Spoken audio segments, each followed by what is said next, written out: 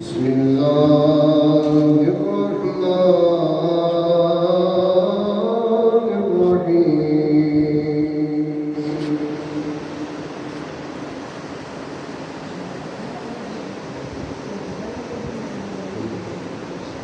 قال الله تبارك وتعالى في كلام المجيد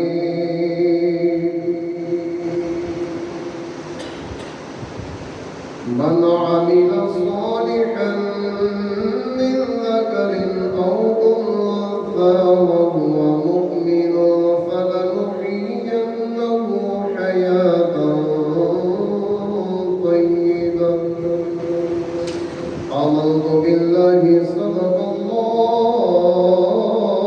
العظيم إن الله وملائكته يصلون على النبي يا أيها الذين آمنوا صلوا عليه وسلموا تسليما مل کے پڑھیں گے الصلاة والسلام عليك يا رسول الله وعلى آلك وصحابك يا حبيب الله الصلاة والسلام عليك يا نبي الله وعلى آلك وصحابك يا رحمة للعالمين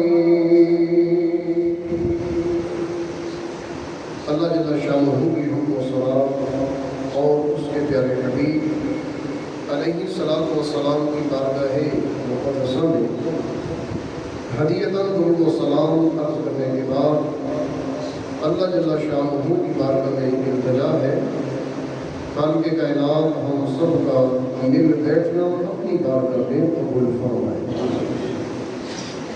یقیناً یہ زندگی انتہائی مختصر ہے۔ اگر اللہ تبارک و تعالیٰ کی ذات کو دیکھا جائے تو رب کہتا ہے کہ میرے سامنے جب سے میں نے کائنات کو پیدا کیا تب سے لے کر قیامت آنے تک بس اسی طرح ہے جیسے کوئی بندہ اپنی آنکھ کو جھپکتا ہے۔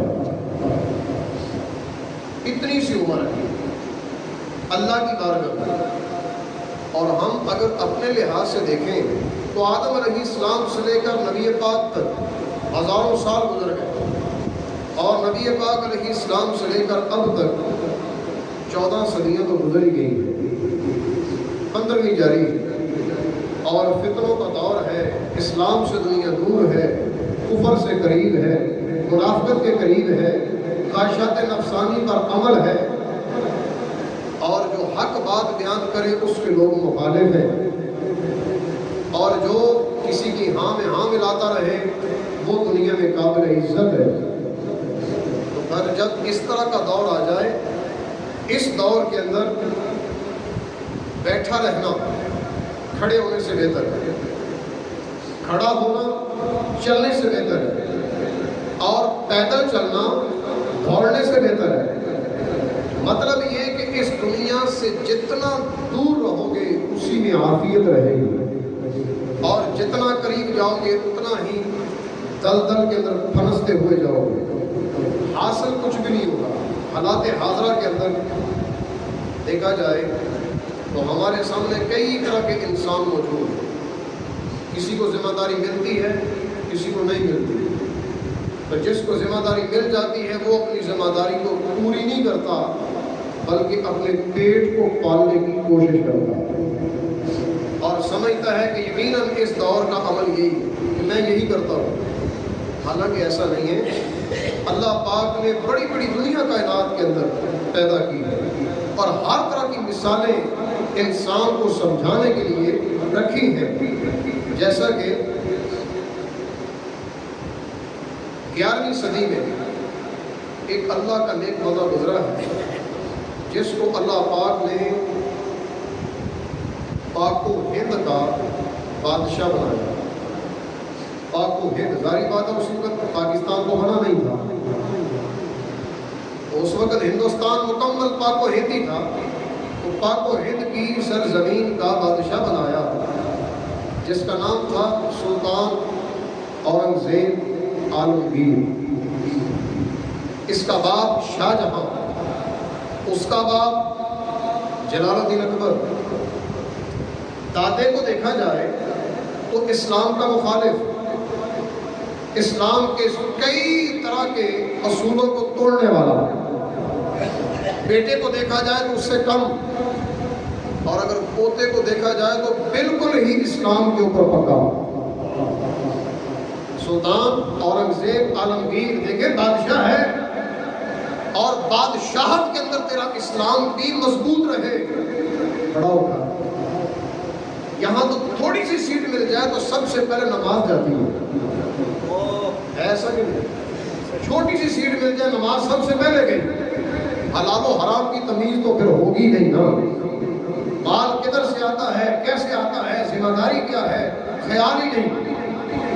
اور پھر ایسے بھی اللہ پاک نے بندے پیدا کیے ہیں جن کو رب نے کرسی بھی عطا کی، حکومت بھی عطا کی، اللہ پاک نے ان کو طاقت بھی عطا کی، اور ساتھ ساتھ اسلام کی نورانیت بھی عطا کی۔ اب اس مرد مجاہد کو یہ اسلام کی نورانیت ملی کہاں سے؟ علماء کی محبت سے۔ کہاں سے ملی؟ بلند آواز سے بولیں۔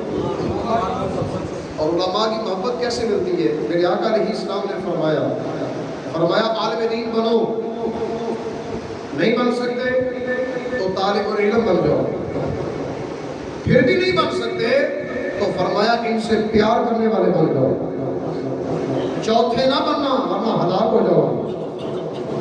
چوتھا کون ہے؟ جو علماء اور طلباء دین کے پہرے داروں کے خلاف اپنی زندگی گزارے، ایسا بندہ دین اسلام کا مخالف، دشمن، اور جو دین اسلام کا دشمن ہے ہر دور کے اندر اللہ پاک نے عبرت کا نشان بنایا، ہر دور کے اندر۔ تو بہرحال دیکھیں جلال الدین اکبر بھی تو ہے نا، دادا ہے، دین کا مخالف ہے، کوئی نام لیتا ہے؟ کوئی نام لینے کو تیار نہیں، اور پوتا ہے اسلام کے عین اصولوں کے مطابق۔ کیسی زندگی؟ بادشاہ وقت ہے، نماز کبھی قضا نہیں ہوئی، نماز کبھی قضا نہیں ہوئی۔ تو اس کا مطلب کیا ہے؟ آپ کی عادت مبارکہ یہ تھی کہ نماز کو جماعت کے ساتھ مسجد میں ادا کر دیں۔ بادشاہ وقت ہو، جماعت کی پابندی کرتا ہو، دل کے اندر ظلم کیسے آئے گا؟ دل کے اندر منافقت کیسے آئے گی؟ دل گناہوں سے سیاہ اور کالا کیسے ہوگا؟ دل کی سختی کیسے آئے گی؟ جب نماز نمازیوں کے ساتھ ادا کی جائے، پھر دل میں سختیاں نہیں آتی، دل کو اللہ پاک نرم کر دیتا ہے، کیونکہ قرآن کا حکم یہ ہے، فرمایا وَارْكَعُوا مَعَ الرَّاكِعِينَ،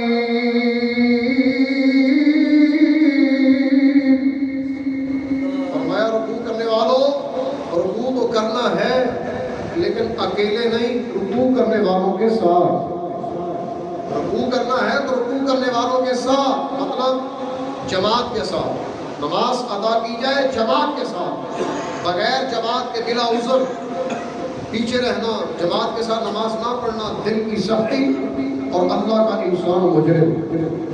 لیکن اورنگزیب عالمگیر بادشاہ نے یہ کام کیا، نماز باجماعت۔ اور جب آپ کو بادشاہت ملی، بادشاہ بننے سے لے کر 4 سال تک، جب 4 سال بادشاہت کو گزرے تو اللہ پاک نے ایک اور کام ان کو عطا کیا، وہ یہ اللہ پاک نے ان کو حافظ بنا دیا۔ تو حفظ کیسے کیا؟ بادشاہت میں۔ سمجھ میں یہ آتا ہے، رات کو قرآن پڑھتے ہوں گے، فارغ وقت میں قرآن پڑھتے ہوں گے، کیسی قرآن سے محبت تھی؟ قرآن کا حافظ بھی ہو، عبادات کا پابند بھی ہو، اور وقت کا بادشاہ بھی ہو، تو یقیناً اس بندے پہ اللہ کی رحمت کا سایہ ہوگا۔ کیونکہ علماء نے لکھا ہے اس زمین کے اوپر اللہ کا نائب سب سے پہلے وہ خوش نصیب ہوتا ہے جس کو اللہ نے حکومت بھی عطا کی اور وہ اسلام کے اوپر بھی پابند ہو، حکومت بھی دی ہو، اسلام کا بھی پابند ہو، ایسا بندہ اللہ کا نائب بھی ہے، ایسے بندے پہ رب کی ڈائریکٹ رحمتیں بھی ہیں۔ تو پھر یقیناً ایسے بندے کائنات کے اندر اللہ پاک نے پیدا کیا۔ تو سلطان اورنگزیب عالمگیر حالت بادشاہت میں بھی اسلام کو بھولا نہیں، اپنے رب کو بلایا نہیں، اپنے مصطفیٰ کو بلایا نہیں، بلکہ علماء کی صحبت اختیار کی، علماء کے پاس بیٹھے، حتیٰ کہ علماء کے پاس بیٹھنے کا صلہ کیا ملا؟ شراب کے دندے بند کر دیے اپنی حکومت میں، شراب کے سارے ٹوٹل دندے بند کیے گئے، زنا کے اڈوں کو بند کیا گیا، وہاں پر پہرے دار مقرر کیے گئے، کوئی بندہ زنا نہ کرے، کوئی بندہ شراب کے اڈے کو نہ چلائے۔ شراب بھی بند ہو گئی، زنا بھی بند ہو گیا۔ تو جب اتنے بڑے دو جرم بند ہو گئے تو انسانیت سدھرے گی کہ نہیں سدھرے گی؟ شراب تمام گناہوں کی جڑ ہے، شراب کی وجہ سے زنا ہوتا ہے، تو شراب تمام گناہوں کی جڑ کو ہی ختم کر دیا۔ آگے جو بڑی شاخ تھی اس کو بھی کاٹ دیا کہ کوئی مائی کا لاپ زنا کے پیچھے نہ جائے۔ اور پھر اگلی بات یہ ہے، اپنے دور حکومت میں اپنے محل کے اندر حرام کام نہیں ہونے دیا۔ یہ سب سے بڑی بات ہے، اپنی زندگی کے اندر، اپنے محل کے اندر، رات کے وقت یا دن کے وقت، 24 گھنٹوں میں کسی منٹ کے اندر بھی حرام اور اللہ کی نافرمانی والا کام نہیں ہونے دیا۔ تو پھر کرتے کیا تھے؟ صبح کو لوگوں کے فیصلے، لوگوں کی باتیں سنتے، آہوزاری سنتے، مظلوموں کی مدد کرتے، ظالموں کے خلاف اصولوں کو قائم کرتے۔ رات کے وقت علماء کو اپنے پاس بلا کر قرآن و حدیث کی باتیں کرتے تھے، قرآن و حدیث کی باتیں۔ قرآن سے اتنا پیار ہے کہ قرآن کا حفظ کر لیا، زبانی یاد، اور علماء سے محبت اتنی ہے اپنی راتیں علماء کے قدموں میں گزاری، اور حدیث مصطفیٰ کا پیار اتنا ہے، علماء نے لکھا اپنی زندگی کی آخر میں موت سے چند سال پہلے پوری بخاری شریف دوبارہ پھر سے پڑھی، پوری بخاری شریف 7300 احادیث دوبارہ پھر سے پڑھی، تاکہ کہیں ایسا نہ ہو جائے کہ جان نکل جائے اور میں ابھی حدیث نہ سیکھ سکوں، حدیث سے محروم چلا جاؤں، ایسا نہ ہو۔ یہ اگرچہ بادشاہت ہے، دنیا کی مصروفیت ہے، لیکن مصطفیٰ تو میرے بھی نبی ہے نا، رب تو میرا بھی رب ہے نا، قرآن تو میرے لیے بھی رب نے عطا کیا، قرآن کی نصیحت حدیث مصطفیٰ تو میرے لیے بھی ہے۔ دنیا کو درس دے دیا، جتنی بھی تمہاری مصروفیت ہو قرآن کے لیے بھی ٹائم نکالو اور حدیث مصطفیٰ کو بھی ٹائم دو۔ پھر حدیث مصطفیٰ تمہیں کیا دیتی ہے؟ دیکھو میرے آقا علیہ السلام نے فرمایا جو بندہ 40 حدیثیں زبانی یاد کر لیا، کتنی؟ بلند آواز سے بولیں، 40۔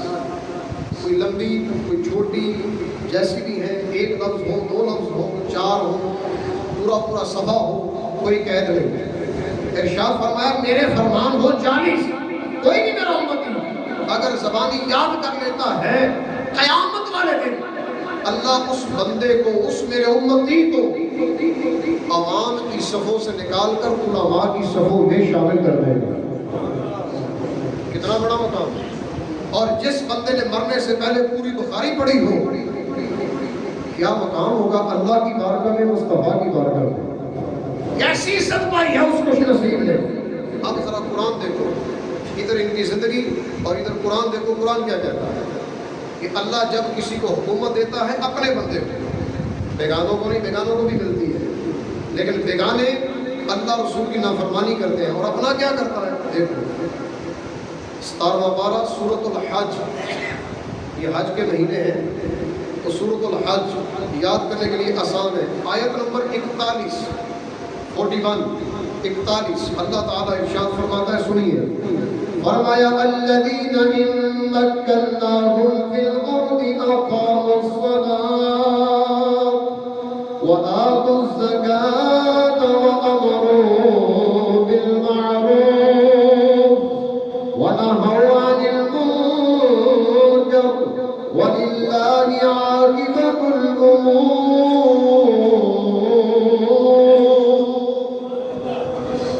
بڑی پیاری آیت ہے یہ سننا. فرمایا الذین ان مکناہم فی الارض، جب اللہ اپنے نیک لوگوں کو زمین کے اندر اپنا نائب بناتا ہے، حکومت دیتا ہے، ذمہ داری دیتا ہے، ان کو بڑی بڑی سیٹیں عطا کرتا ہے اپنے بندوں کو، تو اس کے بندے یہ سیٹ لے کر، حکومت لے کر، سیاست لے کر، یہ ساری ذمہ داریاں لے کر کرتے کیا ہے؟ شرابیں نہیں پیتے، شراب کے اڈے جاری نہیں کرتے، زنا کے اڈوں کو آزادی نہیں دیتے، غیر محرم عورتوں کے ناچ نہیں دیکھتے، بے حیائی کے دروازوں کو نہیں کھولتے، بلکہ کرتے کیا ہے؟ فرمایا سب سے پہلا کام اقاموا الصلاۃ.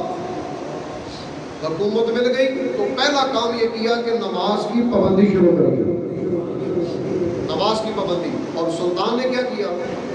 لاہور کی سرزمین پر ایک بہت بڑی مسجد قائم کی، جس کو آپ بھی جانتے ہیں بادشاہی مسجد، آج بھی موجود ہے. وہ اگرچہ ہماری مت ماری ہے، ہماری بد نصیبی ہے کہ ہم نے اس کو مسجد نہیں سمجھا، ہم نے اس کو ایک سیر کا پکنک جگہ سمجھا. قسمت ہماری خراب ہے کہ ہم نے اپنے اسلاف کی یادگاروں کو صرف سیر کرنے کے لیے، تفریح کرنے کے لیے سمجھ لیا، اپنے اسلام کو ہی گرا دیا اپنی نظروں سے. حالانکہ وہ مسجد سیرگاہ کے لیے نہیں بنائی گئی تھی، نماز کو قائم کرنے کے لیے بنائی گئی. اتنا پیار تھا نمازوں سے. اور پورے ہندوستان کے اندر آپ کی حکومت سے پہلے جن لوگوں نے مسجدیں گرا کر مندر بنائے، اپنے گردوارے بنائے، یا اس کے علاوہ اپنے ہندوؤں کے بڑے بڑے چرچ اور ان کے جو بھی معاملات ہیں کیے گئے، اپنی حکومت میں ان کو گرا کر جس جگہ مسجد قائم سی دوبارہ پھر سے مسجد کو تبدیل کیا گیا. نکالو نا ایسا بادشاہ. کیا ہماری عقل کام نہیں کرتی کہ ہم ایسے بندے کو اپنا پیشوا بنانا چاہتے ہیں، ایسے بندے کے پیچھے چلنا چاہتے ہیں جو بالکل اسلام کا مخالف ہے؟ وہ اللہ پاک نے ایسی مثالیں بھی دنیا میں قائم رکھی. پہلا کام یہ کرتے ہیں، فرمایا نمازوں کو قائم کرتے ہیں. دوسرا آتوا الزکات، اگر زکات کے اہل ہو تو زکات بھی ادا کرتے ہیں، اور اگر اہل نہ ہو تو پھر جن جن پہ زکات فرض ہوتی ہے ان کو ادائیگی کا حکم دیتے ہیں، زکات کو وصول کرتے ہیں، ایسے بندے مقرر کرتے ہیں تاکہ زکات کی ادائیگی کی جائے اور غریبوں کا حق ان تک پہنچایا جائے. ان کی حکومت میں پھر کوئی غریب نہیں رہتا. جیسا سلطان رات کے وقت سوئے ہوئے تھے، کسی نے آ کر شاہی زنجیر کو ہلایا، جس زنجیر کو ہلانے سے بادشاہ کے دربار میں آنے کی اجازت ملتی ہے، تو رات کے وقت آپ نے دربان سے کہا جاؤ دیکھو کون ہے. اس وقت کون آ گیا؟ تو دربان نے آ کر کہا یہ بڑھیا خاتون ہے، بڑھیا مائی ہے، وہ کوئی پیغام دینا چاہتی ہے. فرمایا بلاؤ. کیسا بادشاہ؟ رات کے وقت ہی بلا لیا اپنے پاس، کوئی بھی فریادی خالی نہ جائے. اور آج کل کے وقت کا کوئی ہوتا تو پہلی بات تو یہ ہے ٹائم ہی نہ دیتا، پھر اس کی بات بادشاہ تک پہنچتی نہ. آج کون کسی کی سنتا ہے؟ ایک گلی محلے کا بچہ اپنے باپ کی نہیں سنتا، اپنی ماں کی نہیں سنتا، گھر کے گھر برباد ہے، ادب سے اخلاق حسنہ سے خالی ہے. تو کوئی بادشاہ کسی کی کیا سنے گا؟ کیونکہ اب تو بادشاہ بھی تب بنتا ہے جب 4-5 بندوں کے گھروں کو کاٹ دیا جائے، کسی کی عزت کو خراب کر دیا جائے، پھر جا کے حکومت ملتی ہے. ایسے نہیں مل جاتی. تو بہرحال یہ ایک لمحہ فکریہ ہے. قرآن نے ہمیں ایسی سوچ نہ کر دی ہے کہ ظالم کا ساتھ نہ دو. اگر ظلم سے منع نہیں کر سکتے تو ظالم کا ساتھ نہ دو، ورنہ جو انجام ظالم کا ہوگا وہی انجام تیرا ہوگا. دنیا میں بھی ذلیل، قیامت والے دن بھی ذلیل، اور جب موت آئے گی کوئی نہیں پوچھے گا، جنازہ پڑھانے کے لیے کوئی نہیں ملے گا، قبر پہ دعا کرنے کے لیے کوئی نہیں ملے گا۔ اور ظالم کے ساتھ کھڑے ہونے کا فائدہ کیا ملا؟ کیونکہ ظالم اللہ کا مجرم، اللہ کا نافرمان، اللہ کی بارگاہ سے دور اور میرے مصطفیٰ کی نظروں سے گرا ہوا۔ تو جو مصطفیٰ کی نظروں سے گرا ہوا، تو نے اپنی نظروں میں بٹھانے کی کیسے جرت کر دی؟ تیری نظروں میں کیسے اچھا ہو گیا؟ کیسا پیارا اصول دے دیا۔ فرمایا سب سے پہلے یہ دیکھو، نماز قائم کرے گا، زکوٰۃ کو ادا کرنے کا حکم دے گا، اور نمبر 3 امروا بالمعروف، نیکی کا حکم دے گا۔ اب کیسی نیکی ہے؟ بڑھیا خاتون سلطان اورنگزیب عالمگیر کے پاس بیٹھی ہے، رات کا وقت ہے، بڑھیا خاتون کہتی ہے جناب آپ بادشاہ ہیں، میں ایک غریب سی خاتون ہوں، ایک محلے میں رہتی ہوں، انداز یہ ہے میری ایک بیٹی ہے، کوئی ظالم ظلم کرنا چاہتا ہے، میں ظالم کے ساتھ نکاح نہیں کرنا چاہتی، لیکن ظالم میری بیٹی کو اٹھا لینا چاہتا ہے۔ اب آپ کے پاس آئی ہوں، اس وقت اللہ کے بعد جس کو اللہ نے ذمہ داری دی ہے وہ آپ ہی ہے، اس ذمہ داری کو پورا کیا جائے۔ بادشاہ یہ بھی کہہ سکتا تھا صبح ہوگی تو دیکھیں گے، صبح ہوگی تو دیکھیں گے۔ بادشاہ نے کیا کیا؟ 2 گھوڑے لیے اور اپنے درباروں کو ساتھ لیا، وزیر مشیر سب اکٹھے کیے، رات کے وقت ہی اس بڑھیا خاتون کے گھر پر جن ظالموں نے حملہ کرنے کی کوشش کی سب کو نیست و نابود کیا، وہاں سے بھگایا، دور کیا، بیٹی کو وہاں سے اپنے گھر میں لائے شاہی محل کے اندر، اور صبح دربار قائم کیا گیا، اور آپ نے ظالموں کو سزا کا حکم دیا، ظالموں کو سزا کا حکم کہ آئندہ سے کوئی میلی نظر سے کسی کی بیٹی ماں بہن کو نہ دیکھے، ورنہ آنکھوں کو اچک لیا جائے گا۔ کیوں؟ حکومت کسی کافر کی نہیں ہے، حکومت مصطفیٰ کے دیوانے کی ہے، یہ مصطفیٰ کے نائب کی ہے، آقا علیہ السلام کے عاشق کی ہے، کسی منافق کی نہیں ہے۔ یہاں کسی ماں بہن کی بیٹی کی عزت کو خراب نہیں کیا جائے گا، نہ ہی خراب ہونے دیا جائے گا۔ اب تو حالت یہ ہے، قربان جائیں ہماری اس پبلک پر بھی، کہ جو کسی کی بہن بیٹیوں کو سر عام نچواتا ہے اور ان کو بہانہ کر کے دنیا کے سامنے لاتا ہے، ہم بھی اسی کا ساتھ دینے کو تیار ہیں۔ سوچ لو ہمارا انجام کیا ہو۔ آج ہمارے دلوں میں بھی سکون نہیں ہے، گھر کے گھر سکون سے خالی، ہر دوسرا بندہ بھوک اور پیاس کی شدت میں تڑپڑا۔ قصور کس کا؟ میرا، ہم سب کا اپنا قصور ہے۔